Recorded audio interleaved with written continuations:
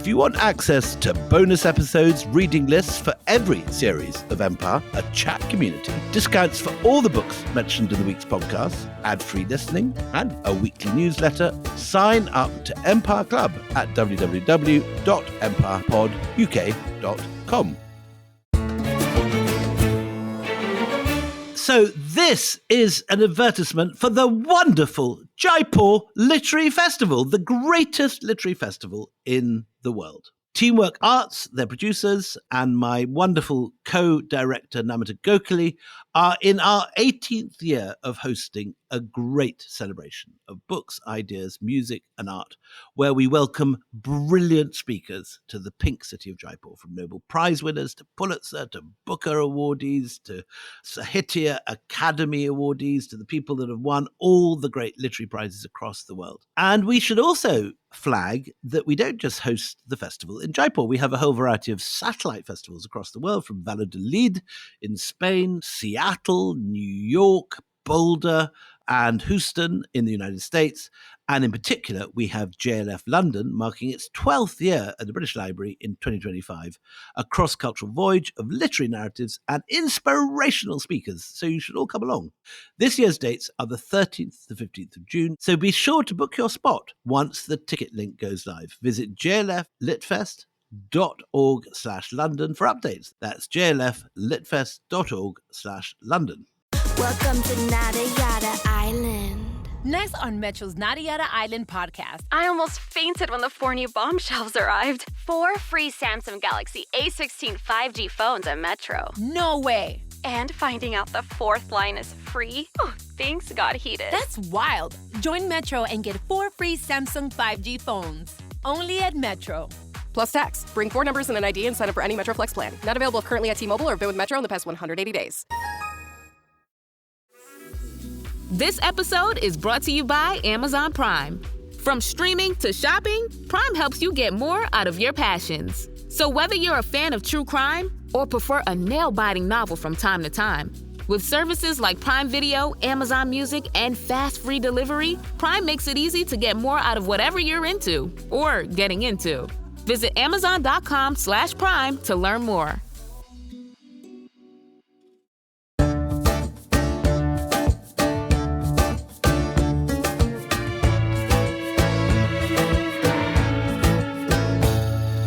Hello and welcome to Empire with me, Anita Anand. And me, William Dalrymple. And we are once more joined by Satnam Singera, author of Empire World, How British Imperialism Has Shaped the Globe. His paperback is out right now. If you want to, go and get it. I mean, if you want to, you just have to. It's a great, great book. It's really interesting and it's taught us a few things as well, just chatting to him in the last episode.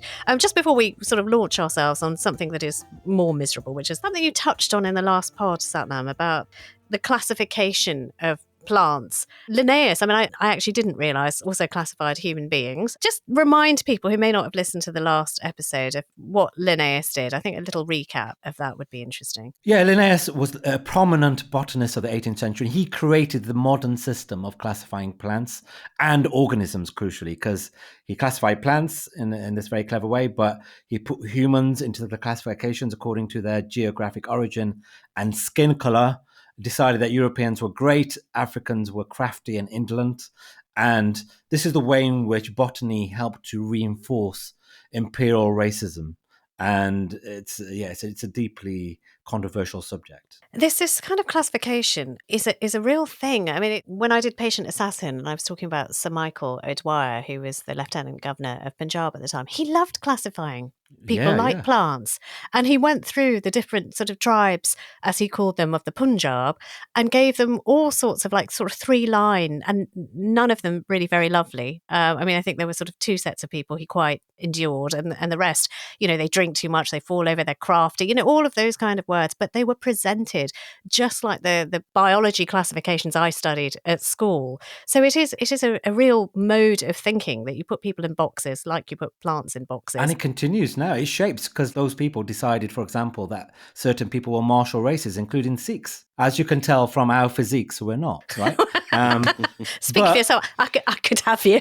I could have you in a fight. But it's such a powerful idea that a lot of these people, like the Punjabi Sikhs, still see themselves as a martial race. And they're not. They're just people. And that's just the tip of the iceberg. There was a book published in 1868 called The People of India. And it is an enormous, great sort of ethno-biological study. And it contains photographs of all the different castes and tribes of South Asia, ranging from Tibetans and Aboriginals right through to the Doms of Bihar. It is sort of, to our ears, completely and astonishingly racist. The image with the label, the Mohammedan, it is illustrated by a picture of an Aligarh labourer who's given the following caption.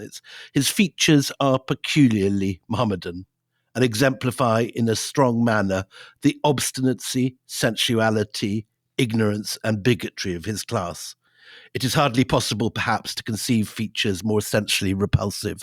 Now, that's a direct quote from this, and it goes on every single ethnic and tribal group in the subcontinent over a number of volumes. Yeah, and it talks a lot about caste identity. It reinforces caste identity. That this is what these people are like. And again, you put somebody in a box. Yeah. And it's very hard to get out of the box. But it's exactly the reason Kew Gardens is full of all these samples. It's the same reason why the British Museum has so many human remains, because the Victorians were obsessed with measuring skeletons and brains. And noses and foreheads. Yeah, totally. And classifying people. It's the same ideology. And even though we've got rid of a lot of this weird 19th century racial science, lots of it persists, and weirdly and depressingly, some of it's coming back. What do you mean it's coming back, Satnam? Well, there's some very controversial academics, one of whom was at Oxford recently, who have been indulging in this racial science, who still believe there are differences between black people and white people and so on. And racial science is quite a big thing on X, on Twitter, part of this new online racist Anglosphere. People are saying, we've got this brand new, transatlantic Anglosphere between Musk and Tommy Robinson and so on. But as I explained in Empire World, this existed in the 19th century. It's just the people involved were Rudyard Kipling and Roosevelt. They were talking about weird racist ideas back in the 19th century. And Rhodes. Rhodes was a big guy for the Anglosphere, wasn't he? Yeah, and you got poems like The White Man's Burden, and this is not a new thing. Can we bring it to plants again? Yeah. Because I want to know a bit. I mean, I probably don't want to know, but I should know about some of the names of plants that included words that we deem completely unacceptable and racist now. Yeah, I mean, there's different systems of classifying plants. There's Linnaeus' system, but there's also the common plant system. And until the 1990s, it was quite frequently some plants were referred to with the N-word. I could think of 3 in front of me, which I'm not going to say out loud, but there was also the Jewbush, the kaffir plums. And when you talk about decolonization, people are very allergic to that idea and that word, but actually, if it involves the eradication of those racist common plant names, I think it's an entirely good thing. Another thing that you talked about was the difficulties that some faced, these imperial explorers who wanted to bring back samples and see whether they could be refined and grown by empire in other territories. You talked about rubber and Singapore and Malay. I want to know about the difficulties in transportation, because you were talking about a type of seed that needs to be kept moist to transport. Now, these difficulties that face a botanist who wants to bring back samples will inevitably lead to innovation. And they did, didn't they? I mean, the one thing I'm thinking about is the thing that you write about, the Wardian case. I'm fascinated by this. Tell us a bit more about the Wardian case. Yeah, it's a great book by Luke Keogh on the Wardian case. We nowadays just assume it's easy to transport plants, right? But back in the day, in the 19th century, plants on a boat, they'd get killed by the salt in the seawater, the heat, the darkness, being manhandled, being eaten by goats. It's very hard to transport any plants. But a guy called Nathaniel Bagshaw Ward solved the problem accidentally in 1829. In an experiment in his own home in London, he placed a moth cocoon in a sealed glass bottle with some fern fronds and some moist soil, and discovered that the plant sprouted and thrived without being watered for 3 years. Really? Wow. And this led to the creation of the Wardian case, which is a portable... Named after him, a portable glass-sided wooden or metal container that contains a kind of controlled environment for plants to thrive in. So, the case creates a regulated atmosphere like a modern terrarium, keeping the plants hydrated and healthy. The glass allows them to receive sunlight. There's ventilation to keep out the rodents. And you've got battens to kind of hold the plant into place. And this object appeared in the Great Exhibition in 1851. And the historian Lynn Barber described it as probably one of the best investments the British government has ever made. I mean, it totally transformed plant transfers. And the Wardian case was how tea was moved from China to India to establish the Assam and Darjeeling tea district. Something we're going to be dealing with in our Opium War episode, because of course it was the deficit in British finances that the popularity of tea drinking created, which needed a solution, and the solution was selling opium to the Chinese in order to be able to pay for the tea. The Wardian case involved in that. The rubber industry, the plants were transferred from Brazil to Asia with the Wardian case. Moving bananas to the Pacific Islands and Central America and the Caribbean, that was the Wardian case. And also smuggling the cinchona plant from South America to India was also the Wardian case. So this, I don't know if you've ever seen one. I saw one in Kew Gardens. I've seen it only because I looked it up after reading about it through you. But describe it. I mean, it's kind of like a crate. Yeah, I saw one at Kew Gardens. It's like a crate, a bit like a Fortnum and Mason hamper. I'm saying that because I'm looking at a Fortnum and Mason hamper, but You're with so posh. With glass. You've changed. You've changed, Sangera. We remembered when you were a Wolverhampton boy. When you ate out of a Mason's tiffin on the there. beach, like the rest of us. Yes, go on, like a Fortnum and Mason hamper. Yeah, like it's wooden or metal, and it's got glass. It's got holes in. It's it's a box, but incredibly simple, but changed the shape of the planet. Incredible. Would you have had ships just filled with Wardian cases, or it was part of a voyage? So I'm trying to imagine how this all worked. Yeah, they'd obviously be on the deck because they need sunlight, right? Mm-hmm. But yes, and it'd be a constant battle to make sure that they weren't disturbed or the glass wasn't broken and so on. But it was still easier than actually trying to transport plants in the old way. I mean, we thought about tea, and we are going to talk about tea and opium a lot more in this series. But I want to know about some of the other plants that are lesser known. Now, gutta percha. Am I saying it right? Gutta percha. I've got some here. Oh, what is it? So it looks One like you a made squash earlier? ball. It looks like a squash ball. It's black and round. Is You're it not squidgy? far off, actually. It's a 19th century golf ball. Oh, right. Yeah, gutta percha, very important, is a natural thermoplastic. And it was found in a tree found in Malaysia and Indonesia. And the gum was extracted by killing the tree and extracting it. And you might have some in your teeth because it's still used in dentistry today. For fillings. Yeah, but crucially, it made golf balls, but also more importantly, it became a vital component in waterproofing telegraph cables.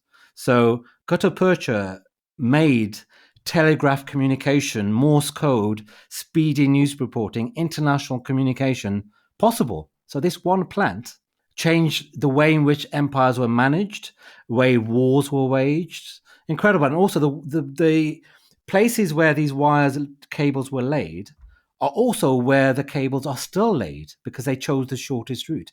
So you could say this plant is the foundation of the modern internet. And when you say, I mean, we sort of gobbled up the explanation, as it were, but you said it's in your mouth because this stuff is used for fillings because it is waterproof, it's a sealant, and even now they use it. Though it's not used that much now for things, mainly because people went crazy about it and they over-harvested it. And it's all but forgotten today, gutta percha. I mean, we don't even know how to pronounce it. But in the Victorian era, it was a household word, But the scale of the demand was such that millions of trees were destroyed. And it was one of the first great industrial ecological disasters. And where is it now? Is it in the wild at all? Yeah, it exists, but it's not really... Hardly anything. Yeah, it's hardly anything. Yeah. Houseplants. Now, looking around, I think this will be really fun for people who are listening to this while they're doing the vacuuming or, thinking about folding up laundry or all the wonderful things that you share with us that you do while you're listening to us.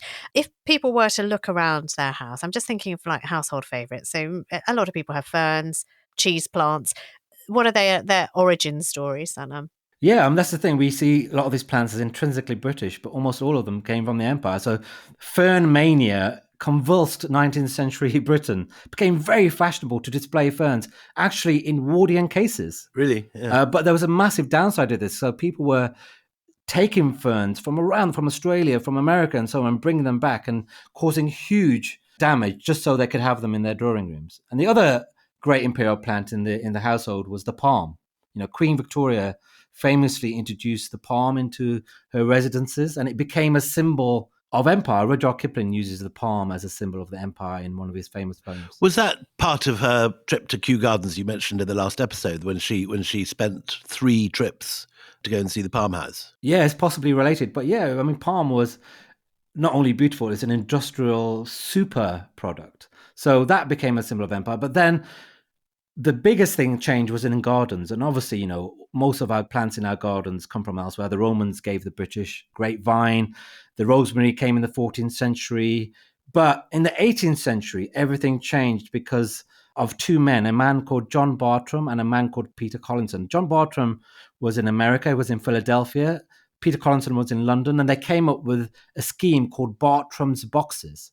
And so you would order a crate for 5 guineas, and it would contain around 100 varieties of seeds and dried plant specimens. And through this scheme, we had introduced to Britain plants including the magnolia, rhododendrons, mountain laurels, azaleas, sugar maples, and sumac. So these plants, which are now seen as very British, actually came from empire. I mean, that's azaleas and rhododendrons. I've been through many a posh house garden, and they have little walkways filled with these enormous azaleas and rhododendrons in full bloom. All brought in from the Himalayas. Yeah, and actually one of the people who brought in rhododendrons was Joseph Hooker, who was one of the directors of Kew Gardens, and he set up some very famous rhododendron gardens in Scotland, which are still thriving today. I mean, did they get enormously eye-wateringly wealthy on the back of this? I mean, as you talk about fern-mania and this desire to have, you see them in wealthy houses, as I say, azaleas and rhododendrons.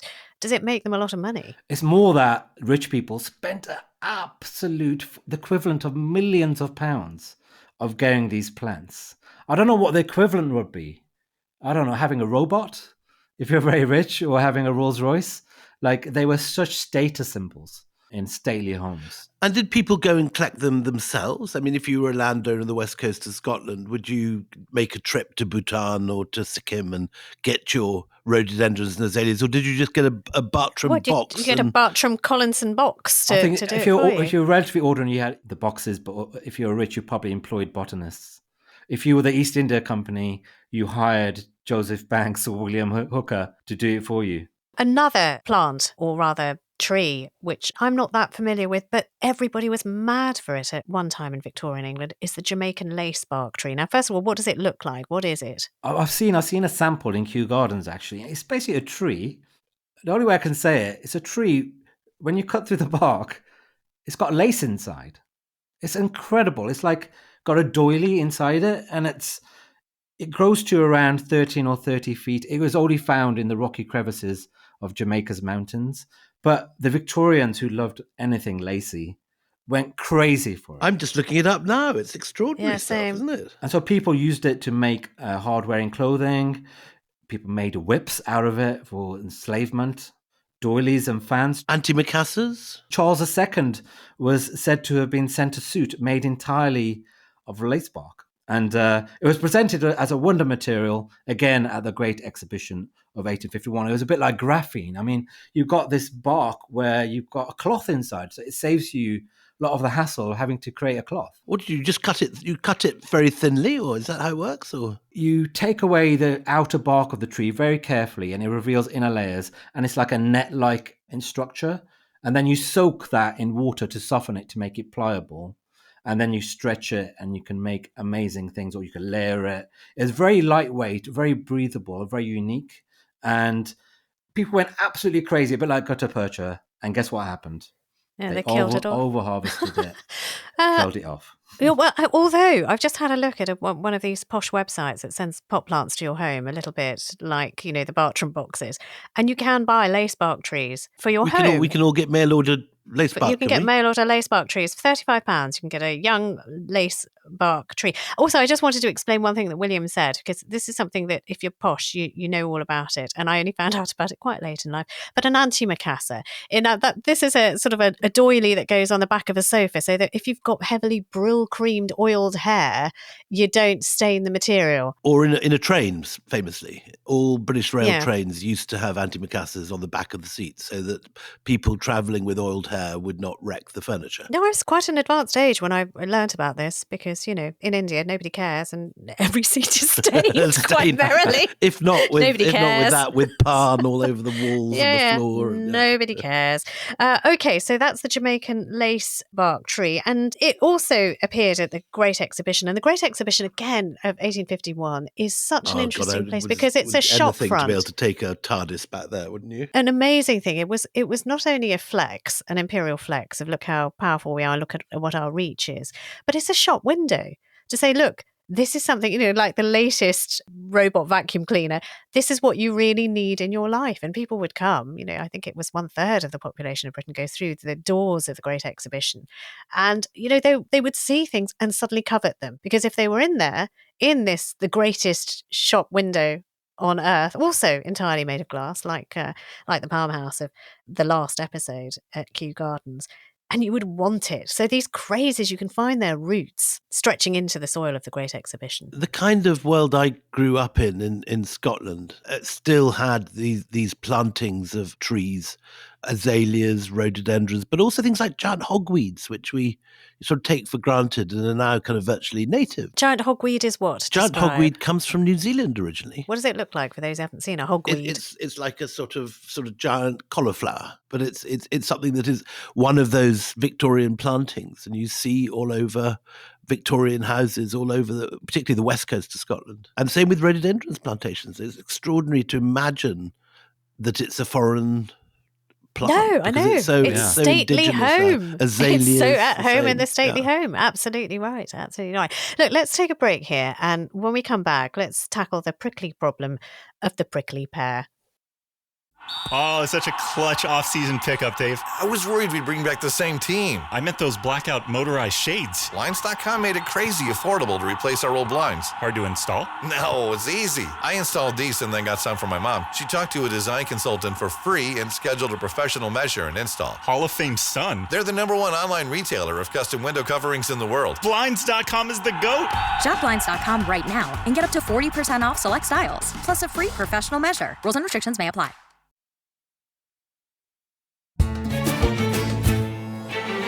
Welcome back. Now, it won't have escaped your notice that, whenever you're traveling through an airport, and, some countries are far more militant about this. You can't even bring a sandwich in or a piece of fruit without getting jumped on and having to throw it all in the bin or declare it. But you bring a non-Indigenous plant into a country, you have every prospect of spreading mites, disease, destruction, or indeed overwhelming a native population of plants and animals. You get all of these, warnings not to do it. This must have happened, Satnam, when you have these clever cases and clever means of transporting. There is no way you can ensure that you don't have, and probably you didn't even have the science to know what diseases and mites you're bringing along with them. Precisely. I mean, we've talked about all these plant transfers, and it's very innovative and exciting. But at the same time as you're transporting live plants, you're also sending pests around the world. And the biologist Richard Mack said that the results of the 19th century nursery trade were both beautiful and disastrous. And it's the same now. So, a third of the invasive arthropods in Europe were introduced by the live plant trade. And in Britain, nearly 90% of the invertebrate pests first arrived on live plants. And this was part of the story right from the beginning. So when we started transporting plants, we started transporting problems. So one of the most damaging was coffee rust, which devastated the coffee plantations of Ceylon in the late 19th century, causing losses of up to £2 million a year. And live coffee plants from British Guyana and so on were thought to have introduced the fungus.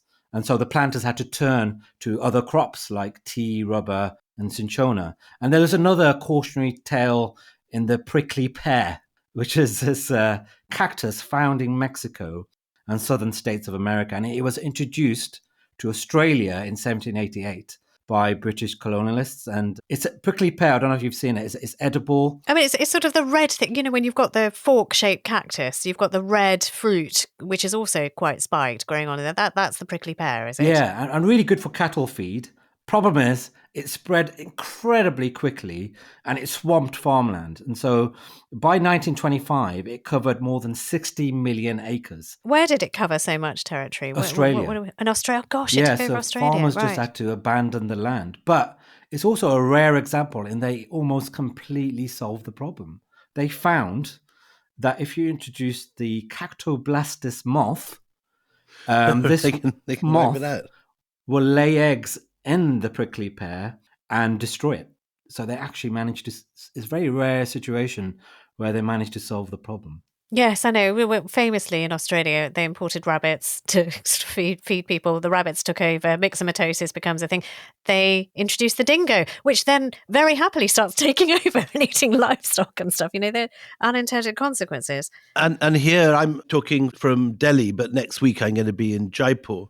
And when you go to Rajasthan, the single most common plant in the scrub around Rajasthan is mesquite, which comes from Mexico. And this was specifically brought in by the Maharaja of Jodhpur, who scattered seeds from his tiger moth plane. The botanical name is Prosopis juliflora. And it's become this sort of, it's eaten up Rajasthan. Wow. It suits Rajasthan so well. Have you been, William, to St. Helena? Never have. I'd love to go to St. Helena. Because, you know, it's interesting. It's also where Napoleon ended up. But it's the ultimate example of what could go wrong. Because there were 3 phases of destruction by the different colonizers. So first of all, the Portuguese introduced goats. I know you're a big fan of goats, William. I love goats, yeah. But they thinned the vegetation to the point of leaving the soil on the slopes very vulnerable. But they to also erosion. fertilize it. Yes. Always a defender of the goat. He is. I mean, there's no talking to him, Satnam. With goats and pigeons, you're going to lose. Just give it up. But okay, so they deplete the soil. Next, you had the East India Company, who set about chopping down all the trees for cooking and heating and making booze. And finally, you had the alien plant introduction by the British imperialists, many of which became highly invasive. So St. Helena is a microcosm of what can go wrong. I'd love to go there to see. Is there any estimate of how many species were lost during that time of imperial planting and supplanting? I think it's impossible to really measure this stuff. But St. Helena is a good place to study it because it's an island, isn't it?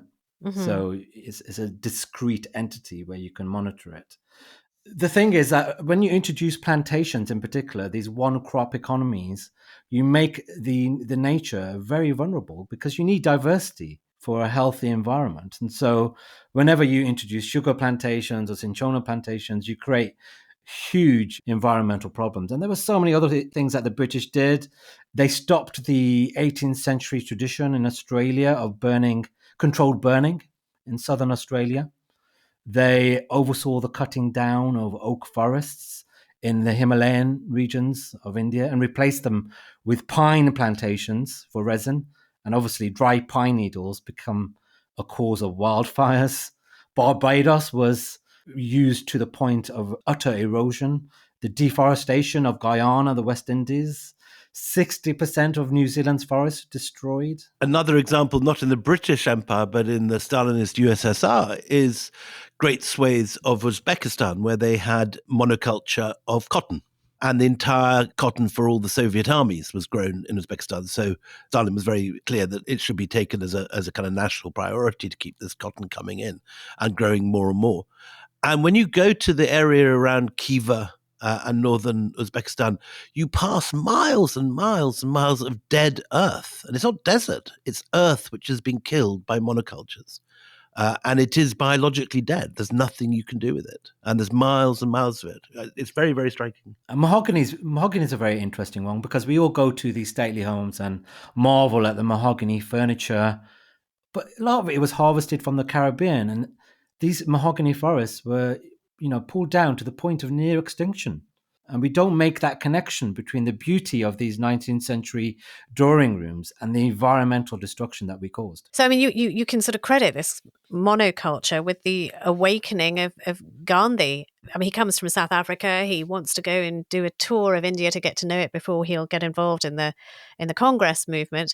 And he comes across the indigo farmers in Champaran in Bihar in 1917. And he just sees, look, they're forced by the British to grow indigo on 15% of their land, give their entire crop as rent to planters, and then harvests fail and they are starving. And this is the thing, just looking at those beleaguered farmers who are not allowed to grow the things that they need, awakens something in him. So, there are so many stories. I mean, more stories than you'd think linked to this sort of imperial botany. The best example for this we're going to be dealing with is obviously opium, where opium was a crop forced on farmers throughout Bihar, same area, and it led to not only famines, but obviously to the addiction, as we said in an earlier episode, to 30% of the Chinese population. And I've just come back from Vietnam, and I had no idea that the opium industry was also the main lure in terms of money for the French going into Indochina. And the opium harvests in Vietnam and in Cambodia and in Laos paid for about 30 to 40% of French imperial costs. Well, I mean, it's astonishing. We'll do a big thing on the opium wars. We'll do much more. I just coming back again, circling back. I've got this sort of image of these enormous acres of Australian land being colonized by these huge Mexican cactuses, holding up their little prickly pears in the air defiantly. But just thinking of some of the places which must have lost so many of their own indigenous plants and things, and therefore indigenous knowledge and medicine and, these things that stretch back thousands of years. I mean, you said it's really impossible to know what is lost, but has anyone started doing a study of what has been lost? I think you raised something very important in that we marvel at the accomplishments of some of these imperialists, but almost everything they did, all the knowledge they got, came from indigenous people, So gutta percha, I mean, that was being used in Malaya for canes and handles way before the Westerners discovered it, And as you know, with the story of tea, the Singpo people were drinking tea underneath the eyes of the British, who didn't realize, and the British dismissed them as kind of tribal nomads with no sovereignty over their land and overlooked their use of tea plants. And when it came to rubber, there were people in South America who were using it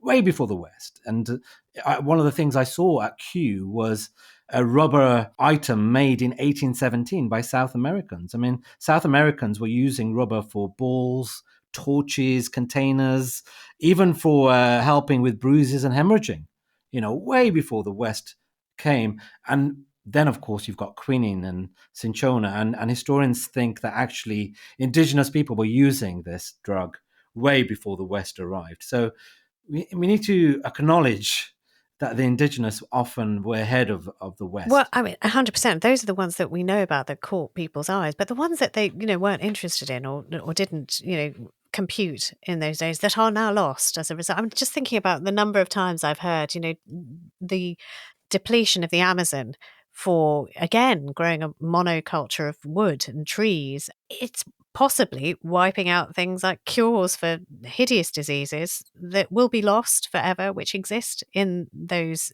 enormously diverse places. We'll never be able to bring them back because we don't know what we've lost. Again, these things are complicated, and two things can be true at the same time, because Britain has done a great deal to conserve seeds from extinct species, and seed banks are just one enormous contribution, I think, to the future. I think I mentioned this before, and thank God they're doing it. And biological collections. Exactly, sort of saving these things until we're in a position to bring them back. What do you make of this kind of paradox of also being the saviours of environment with these seed banks, but also, as you say, having depleted it all to begin with imperialism, whether it's British imperialism, Portuguese, or wherever it is from? Well, I guess you've got to the heart of my argument I make in Empire World, in that opposite things are often true at the same time. British Empire was involved in slavery and anti-slavery. It spread the free press and press censorship, but it destroyed the environment. But also, British imperialists were involved in the birth of environmentalism. They saw what was happening in St. Helena. They saw what was happening in Australia and they acted upon it. You read some of these accounts from people like even Benjamin Franklin, I know he's a friend of the show, from certain 19th century scientists, and they're observing basically the greenhouse effect.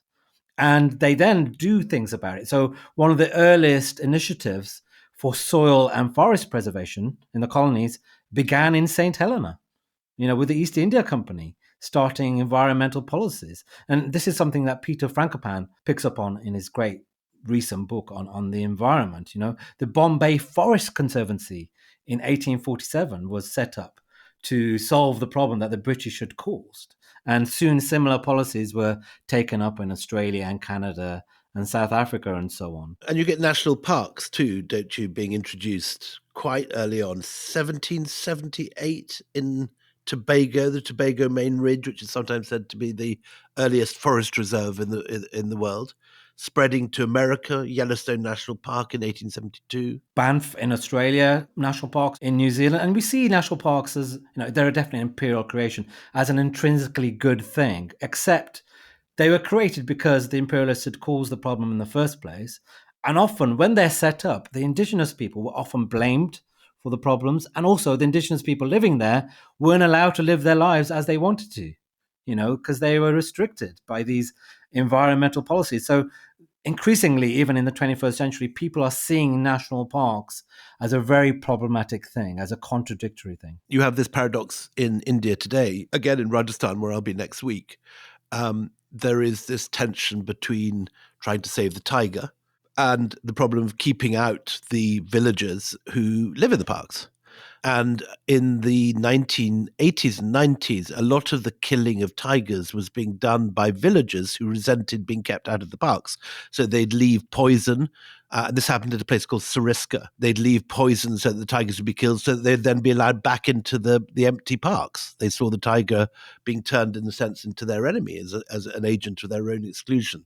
And that has now been worked through, and they found ways of not banning the villagers from collecting wood and so on, and harvesting the parks in the way they need to harvest it. Yeah. And I think when we say parks, a lot of people will have in their minds sort of mannered parks. But we're talking about wildernesses of great swathes of tree-filled, fauna-filled land, which is untouched, largely untouched, or should be untouched by man. Sutton, and one thing we haven't talked so much about is the extinction of animals. Famously, the dodo was one of the first examples of an indigenous animal which imperialists wipe out. Madagascar, I think, was the place where dodos were wiped out. Give us other examples of imperial extinctions. Yeah, you could think of any animal that is at risk today, and the British and German and European colonialists were hunting them to near extinction in the 19th century. There was a massive hunting craze. Hunting memoirs would sell hundreds of thousands of copies. Whenever you go to one of those old hill station houses, you see these libraries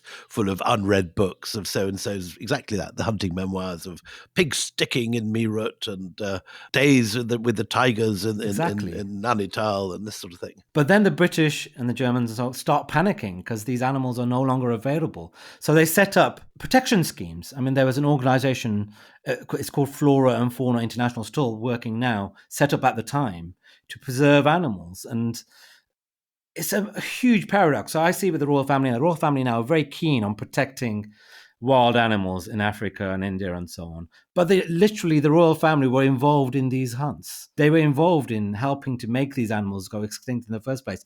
But as were the Indian monarchs as well. I've just come back from a tour of a wildlife park where there are tigers, not many. There's elephants, again, not as many as there should be. And you go to the lodge where you can stay in this place. And it's the Kibani Park, if anyone's wondering. Amazing place. You sort of stay in these huts. And the main Maharajas, what was formerly the Maharajas hunting lodge, has just got so many pictures on the walls of Maharajas on massive hunts, and then inviting, the local collector or the local governor when the British come along. But there's this history of just basically blowing the bejesus out of animals, which goes back even to the Indian Maharajas. They do it as well. It's a long history. When I was doing the Golden Road, looking at Indian imports into Europe, ivory is probably the single most lucrative import, and live elephants. And on the Red Sea harbours at Myos Hormuz and Berenike, which are the two really important Roman ports where Indian and Ethiopian and Arab sailors would land and where Roman ships would leave from. The berths for the ships there are 20% larger than the ones in the Mediterranean coast. Why? Because they were bringing in elephant transports, both for military use in the Roman armies and for hunts in the circuses, the Colosseum and so on. So tigers and elephants. And in Sicily, there is an extraordinary mosaic from the first century at, I think, Piazza Armerina. There's an image in the center of this mosaic, in this lunette, of a personification of India. And she's holding a tusk of an elephant. And she, on one side is an elephant itself, and the other side is a tiger. And these are all basically images of Indian exports, which this merchant who built the villa made his fortune by selling. So I wonder if it's true to say that, humans have always been shitty to animals and they haven't really cared very much about the consequences. But with the introduction of imperialism and sort of this great, almost sort of a factory of exporting and production, it just accelerates our worst inclinations and does wipe things out in a way that actually our human proclivities dented but didn't destroy. It also created a massive hypocrisy. I mean, there's TV footage of Prince Philip killing a tiger in the 1960s. It was never broadcast. But at the same time, Prince Philip and his grandsons are massive campaigners for animal preservation and conservation. Those two are not incompatible. You can have come from a past of killing tigers and become a conservationist. You can see a progression there. My problem is they never talk about it. So the Buckingham, all these palaces are full of mahogany, ivory, animal skins. Tiger skins, yeah. And it would be much stronger, their case would be stronger if they said, look, we've got all this stuff, we're going to get rid of it, and we're going to set an example, and we did something wrong. And for me, in Empire World, this is what my argument ultimately is. Britain pontificates in all sorts of areas, animal conservation, environmentalism, democracy, but we rarely reflect on what we did during the Empire and our patchy records during the British Empire on all of these themes. We would be a healthier nation if we acknowledged what we did. So, I mean, rather than, you sort of said two different things there. You said, get rid of all this stuff in the past. So wouldn't it just be better to have signage? Like, this is mahogany that was brought over from such and such a place, and this is a potted history of how that happened. Yeah, actually, Prince William has talked about getting rid of all the ivory, actually, himself. I think education has to be the aim. But we have so much talk about signage, and it doesn't happen. And also, who really gets to walk around these palaces at all? I don't know. What do you think, William? Well, I think that there is forward movement in signage. And I mean, one example is the National Trust, and they've obviously got into a lot of controversy about it. They have started redoing their signage. I begin my book, The Anarchy, with a section on Powis Castle and how when I went there 10 years ago, there was all this stuff about this loot being, quotes, gifts from the grateful people of India to Lord Clive, who they were so pleased to be conquered by. And the National Trust, subsequent to that, because so many people who'd read the book then went round it and complained, re-signed it, only to have people like Nigel Biggar and History Reclaim complain about the signage. And in a sense, Satnam, you and I have all contributed to a bit of the backlash we've provoked. So when you get Kemi Badenoch or before her Liz Truss complaining about unpatriotic historians, it's us they're talking about and complaining. You've been at the centre of it, Satnam. You've had more than I have. Yeah, all I want them is to talk about it. I would love to hear Prince William, Prince Harry talk about conservation and talk about the royal family's history of destroying the environment and destroying animals. And that's mainly what I want. And to have a proper conversation and to acknowledge what we did. Would that conversation involve, would the acknowledgement necessarily need an apology as well? Is that what you want? I don't think apologies really matter that much. I think we are so far from where we need to be. We need to begin by talking. And understanding. Yep. Understanding what we've done. Yeah. And I think basically we need what you're doing. We need to talk about this stuff and acknowledge the history. And then doing something about it, it comes much, much later, I think. Well, listen, we are delighted to have you on to talk about it. And, we talk about these things week after week. But it is always a pleasure having you on. Best of luck with the wedding, if we And the happen book. not to be there, Satnam. Empire World, and the available book. in paperback Yes, now. indeed. And until the next time we meet, it's goodbye from me, Anita Arnon. And goodbye from me, William Dalrymple.